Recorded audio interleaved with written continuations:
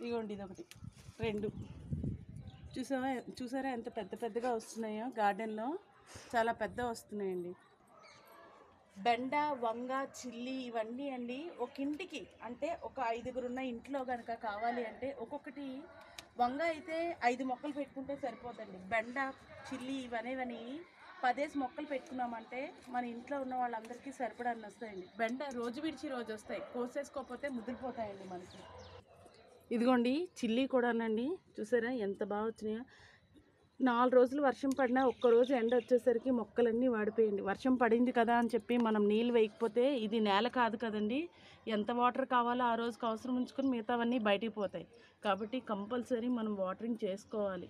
2 పూట్ల చేయకపోయినా 1 పూట అయినా చేయాలి, లేదు అంటే మొక్కలు వడిలిపోతాయండి. చూసారండి ఒక్క చిన్న చెట్టుకి ఎన్ని